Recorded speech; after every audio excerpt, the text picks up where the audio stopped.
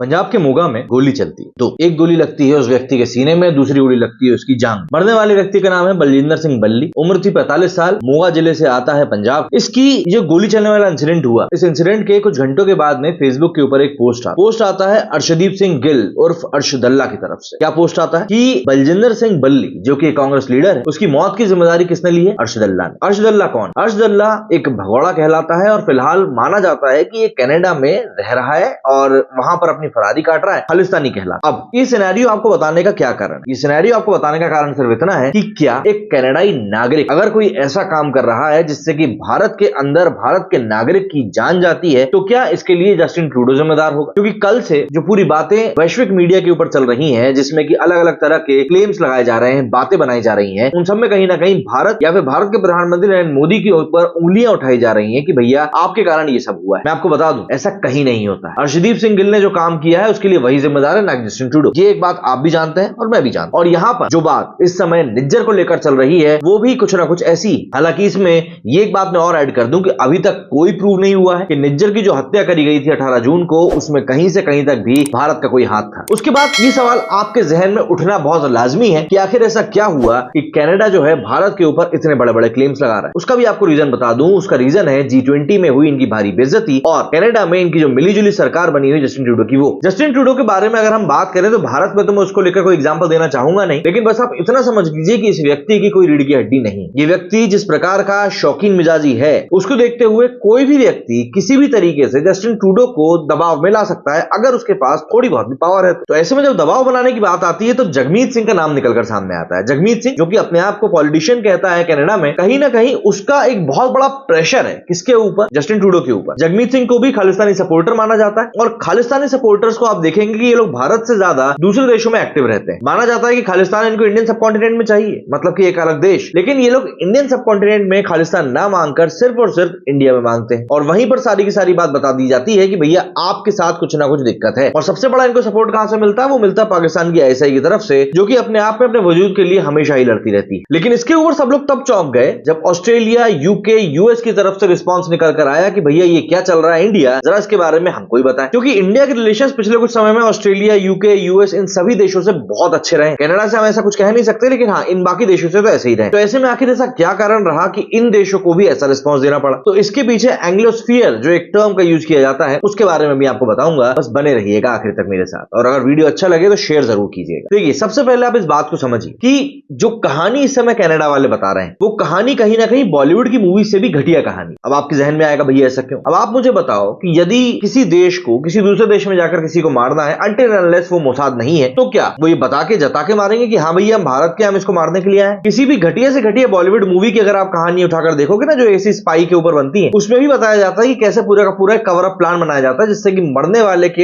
एक जो मौत है वो एक्सीडेंट की तरह दिखाई जा सके। क्योंकि इंडिया वाले इतने पागल हैं कि हाँ खुली धूप में जाकर गोली मार देंगे और फिर बोलेंगे कि हाँ भैया हमने मारा। ऐसा पॉसिबल नहीं है। इंटरनेशनल सर्किट में इस तरीके से काम होता ही नहीं है। जिन तरीकों से काम होता है उन तरीकों से एक देश के ऊपर आप कभी भी इल्जाम लगा नहीं सकते। और यही कारण रहा कि जस्टिन ट्रूडो के एक बचकाने बयान के बाद में उन्हीं की विदेश मंत्री ने, जो कि डेमोक्रेटिक है, उन्होंने एक बहुत ही नपतौला बयान देते हुए कहा कि इट्स मे बी पॉसिबल। मतलब वहां पर कि उन्होंने मे बी शब्द का इस्तेमाल कर लिया। ऑल इन ऑल अगर मैं आपको बताऊं तो उन्होंने ये कह दिया कि भैया हमें कंफर्म नहीं है कि क्या हुआ। मे बी शब्द, शायद का शब्द का इस्तेमाल ये कहीं ना कहीं होता ही इसलिए। तो ऐसे में सवाल ये आ जाता है कि जब कनाडा का विदेश मंत्री ही खुद ये कह रहा है कि भाई शायद, तो जस्टिन ट्रूडो के साथ क्या मजबूरी? तो देखिए, जैसे कि मैंने आपको शुरुआत में बताया कि जस्टिन ट्रूडो एक बहुत ही कमजोर आदमी है और एक बहुत ही लालची राजनीतिज्ञ भी है। तो ऐसे में जो लालची राजनीति या पॉलिटिशियंस रहते हैं, इनके ऊपर दबाव बनाना आसान कैसे हो जाता है? बस आप इनको पावर का लालच दे दीजिए। जस्टिन ट्रूडो के पास में मेजोरिटी नहीं है, जैसे कि हमारे देश में प्रधानमंत्री मोदी जी के पास में। तो ऐसे में जब आपके पास मेजोरिटी नहीं होती है तब आपको मिलीजुली सरकार बनानी होती है और कुछ ऐसा ही चक्कर इस समय कनाडा में भी चल रहा है। और सबसे बड़ी बात, क्योंकि कनाडा में खालिस्तानी सपोर्टर्स की एक अच्छी खासी जनसंख्या रहती है, तो ऐसे में वहां पर सपोर्टर्स की कोई कमी नहीं है। तो यहां पर जस्टिन ट्रूडो को क्या हुआ? जस्टिन ट्रूडो को अगर खालिस्तान का सपोर्ट चाहिए है तो उनको कुछ नहीं करना, उनको सिर्फ इतना करना है कि उनको खालिस्तान जो कह रहा है, खालिस्तानी जो कह रहे हैं, वो चीज सुननी है और कुछ भी नहीं। क्योंकि इंडिया ने ऐसा नहीं है कि कभी भी खालिस्तान को लेकर कोई कंसर्न ना उठाया। भारत ने अलग अलग मौकों पर, मतलब अगर आप इसी साल की बात करें तो 3 से 4 मौके ऐसे आ चुके हैं जब भारत ने खालिस्तान को लेकर अपना कंसर्न दिखाया। चाहे वो भारतीय झंडे का अपमान हो, चाहे वो इंदिरा गांधी के असैसिनेशन की झांकी का सिनेरियो हो, कुछ भी हो, भारत ने अलग अलग मौकों पर खालिस्तानी जो सपोर्टर्स हैं उनके जो बिहेवियर्स हैं उसको लेकर कनाडा की सरकार के सामने कई सारे सवाल उठाए। लेकिन कनाडा की सरकार ने हर बार वही डालमडोल जवाब दिए और उसके बावजूद भी कोई कोई ठोस ये लोग जवाब दे नहीं पाए। तो जाहिर सी बात है यहाँ पर इंडिया ने पहले से कंसर्न बता के रखे थे कि भैया ये कुछ एलिमेंट्स हैं जो कि आपके देश में काम कर रहे हैं हमारे देश के खिलाफ। और रही कहीं कसर कहां पर पूरी हो गई? G20 में जिस प्रकार की बेइज्जती जस्टिन ट्रूडो की हुई है, उस बेइज्जती को देखने के बाद में मुझे नहीं लगता कि कोई भी व्यक्ति ये कहेगा कि यार क्या ये वाकई में पीएम है। खुद वहां की मीडिया मतलब कनाडा की मीडिया इस बात को मान रही है कि जस्टिन ट्रूडो के साथ G20 में बहुत गलत हुआ। दरअसल खालिस्तानी सपोर्टर्स की जो कुछ बातें थी वो जस्टिन ट्रूडो ने उनके समकक्ष काउंटर पार्ट हमारे देश के प्रधानमंत्री नरेंद्र मोदी के सामने उठाने की कोशिश करी, जो कि ऑब्वियसली बात है सिरे से नकार दी। और कहीं ना कहीं इसी बात की खुन्नस ट्रूडो साहब अपने मन में लिए बैठे थे और वही खुन्नस का नतीजा है कि उन्होंने बिना सोचे समझे पार्लियामेंट में इतना बड़ा बयान दे दिया। और अब उसी चीज को लेकर बिट्स एंड पीसेस में पूरी दुनिया भर में बातें चल रही। पार्लियामेंट में बयान देने से सीधा सीधा मतलब जस्टिन ट्रूडो का बस इतना था कि वो कैसे भी करके इंटरनेशनल लेवल के ऊपर इंडिया पे प्रेशर बनाए। लेकिन क्या वो इस चीज में सफल हो पाएगा? ऑब्वियसली बात है नहीं, क्योंकि इंडिया की पोजीशन इस समय वर्ल्ड पॉलिटिक्स में, वर्ल्ड इकोनॉमी में इतनी ज्यादा स्ट्रांग हो चुकी है कि कनाडा खुद अलग थलग हो जाएगा, लेकिन इंडिया का वो बाल वाका नहीं कर पाएगा। दरअसल कनाडा के पास में खालिस्तानियों को जो चीज चाहिए ना वो है पहली चीज बहुत सारी जमीन, क्योंकि भैया इंडिया में तो जगह जगह पर आप कुछ कर ही नहीं सकते, तो कनाडा में काफी सारी जमीन, बड़ा देश। और दूसरी बात वहां पर एक कमजोर सरकार के साथ साथ वेस्टर्न कंट्री होने का एक ठप्पा भी, जिससे कि वहां पे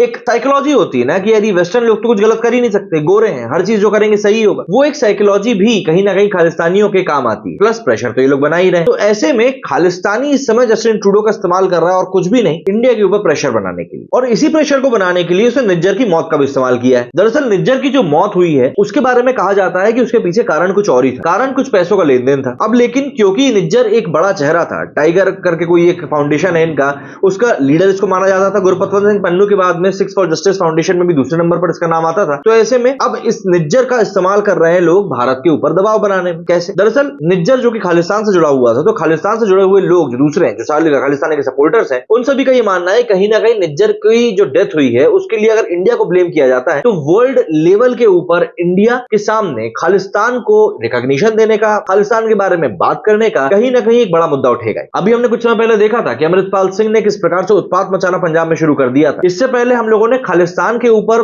काफी लंबे समय से इतना बड़ा क्रैकडाउन नहीं देखा था, जिस तरह की अमृतपाल सिंह के वो एक पुलिस थाने के ऊपर हमले किए जाने वाली हरकत के बाद से सडनली देखा था। खालिस्तान मूवमेंट को एक बार फिर से हवा देने की कोशिश की जा रही थी, लेकिन अभी तक ये पता नहीं चल पाया कि भैया दुबई में आखिर अमृतपाल सिंह के साथ ऐसा क्या हुआ था कि वो सडनली बदल गया। लेकिन अब अमृतपाल सिंह भी डिटेन कर लिया गया है, उसको पकड़ लिया गया है और यहाँ पर भारत में अगर फिर से आप देखेंगे कि खालिस्तान को लेकर बातचीत होना बंद हो गई। बट कनाडा की इन सभी हरकतों से एक बात क्लियर है कि कनाडा जो ये आरोप प्रत्यारोप लगा रहा है ये कहीं ना कहीं सिर्फ और सिर्फ एंटी इंडिया थिंग्स है और कुछ भी नहीं। बलजिंदर सिंह बल्ली का जो शुरुआत में मैंने आपको एग्जांपल दिया था, अगर हम उसी एग्जांपल को बेस ले लेना तो भी ये चीज एंटी इंडिया ही कहलाएगी जो समय कनाडा कर रहा है। लेकिन फिर ऐसे में बात आ जाती है कि अगर वाकई में कनाडा कुछ गलत कर रहा है तो फिर वहां की मीडिया क्या कुछ कह रही है इस बारे में। वहीं की मीडिया का आपको एक आर्टिकल मैं आपको बताता हूं कि भाई आखिर, जैसे कि आपको भी समझ में आया कि आखिर कनाडा में निज्जर को लेकर क्या कुछ कहा जा रहा है, क्योंकि निज्जर को लेकर जब आप इतनी बातें कर रहे हो तो कहीं ना कहीं वो एक बहुत महान पुरुष रहा होगा, कोई अच्छा इंसान रहा होगा, तभी तो इतना ज्यादा हल्ला हो रहा है कनाडा में उसको लेकर। लेकिन क्या असलियत है ये हम इन्हीं के एक न्यूज आर्टिकल से समझने की कोशिश करते हैं। ग्लोबल न्यूज का ये आर्टिकल है जो इस समय आप अपनी स्क्रीन के ऊपर देख रहे हैं।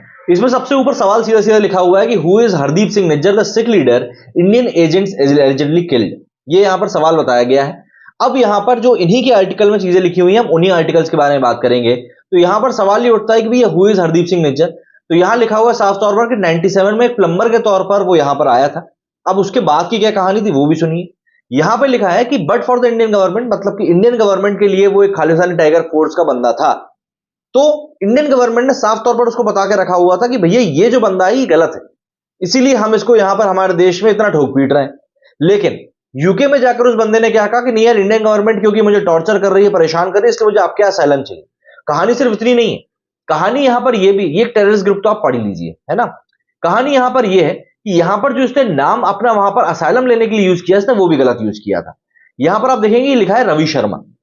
अब रवि शर्मा की कहानी क्या है? According to his immigration records he used a fraudulent passport that identified him as Ravi Sharma.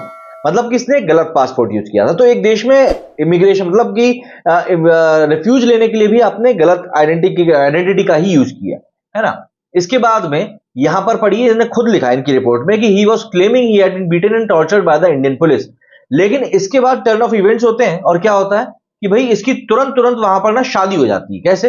His application was rejected, मतलब कि उसकी एप्लीकेशन रिजेक्ट हुई और सिर्फ उसके 11 दिन बाद Nijjar married a BC woman who sponsored him to immigrate as her spouse। मतलब कि वहां पर शादी हो जाती है उसकी और फिर उसको वहां पर ले लिया जाता है। इसके अलावा जस्टिन ट्रूडो के साथ इसके ओपन लेटर्स की बातचीत भी मीडिया में सामने है। तो सीधी सी बात है कि निज्जर के बारे में ऐसा नहीं है कि इन लोगों को पता नहीं था। भारत के साथ में निज्जर की क्या हिस्ट्री है, भारत में ये क्या करके वहां पर पहुंचा है, ये सब चीजें मायने रखती है। और कहीं ना कहीं एक देश के तौर पर अगर कनाडा इनको असाइलम देने की बात कर भी रहा है, तो अगर आपके घर में कोई भी व्यक्ति शरणार्थी बनकर आएगा तो एक बार तो आप सोचोगे ना कि कहीं वहां पर कुछ गलत काम करके तो नहीं आया, और अगर वाकई में गलत काम करके आया है तो फिर आपको खुद भी उसको शरण देने के पहले सोचना चाहिए। अब ऐसे में सबसे बड़ी बात खड़ी हो जाती है कि आखिर यूएस, यूके और इन सब देशों के खिलाफ जब भारत इतना ज्यादा स्ट्रांग हो चुका है, तब भी इन लोगों ने कनाडा के सुर में सुर कैसे मिला लिया? तो भैया यहां पर एक टर्म यूज होता है, वो है एंग्लोस्फीयर। अब देखिए, अगर हम लोग इसको समझने की कोशिश करें तो भारत और पाकिस्तान दो ऐसे देश हैं जिनका की बोलचाल काफी हद तक सेम है। अगर हम कल्चर की बात करें तो आपको बैकग्राउंड में अगर आप जाओगे तो पाकिस्तान और इंडिया के बैकग्राउंड में कहीं ना कहीं एक सी चीजें मिली जाएंगी। अब ऐसे में मान लीजिए एक हाइपोथेटिकल सिचुएशन हम मानते हैं कि ये दोनों देश अलग हो चुके हैं लेकिन इनके संबंध अच्छे हैं, तो ऐसे में क्या होगा? ऐसे में होगा ये कि भारत और पाकिस्तान के खिलाफ जब भी कोई तीसरा देश खड़ा होगा, मान लीजिए कि भारत के खिलाफ कोई खड़ा होता है चाइना, तो पाकिस्तान उसका सपोर्ट करेगा, किसका? भारत का। अगर पाकिस्तान के खिलाफ अमेरिका कुछ करता है तो भैया इंडिया उसके सपोर्ट में आ जाएगा, पाकिस्तान का। मतलब एक दूसरे का साथ देंगे जब भी कोई थर्ड पावर इनके खिलाफ आए। यही काम है एंग्लोस्फीयर का। दरअसल जब हम देखते हैं तो एथनिसिटी की जब हम बात करते हैं, Canada, US, Australia, UK, Ireland, New Zealand, इन देशों में कहीं ना कहीं एक ही रेस के लोग मौजूद है। वही अगर हम रशिया वाली पूरी पट्टी देखते हैं तो वहां पर दूसरी रेस मौजूद है। इसीलिए आप देखेंगे कि रशिया और अमेरिका के बीच में हमेशा ठनी बनी रहती है, और अधिकतर केसेस में कनाडा, यूके, ये जो बाकी कंट्रीज है ना, ये सब भी यूएस के ही साथ खड़ी रहती है, रशिया के साथ कभी नहीं जाती। तो इसीलिए एंग्लोस्फीयर में जो ये देश आते हैं, मतलब कि कौन से? कनाडा,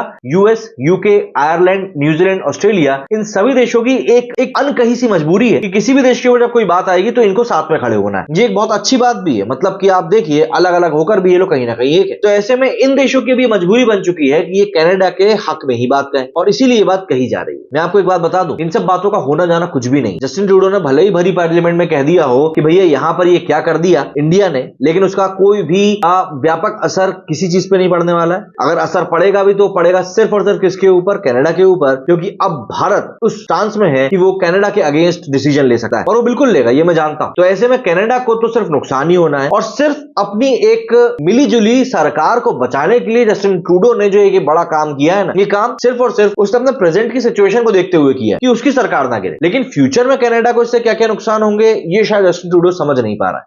मेरे स्टूडियो फिलहाल उतना ही। जय हिंद, जय भारत।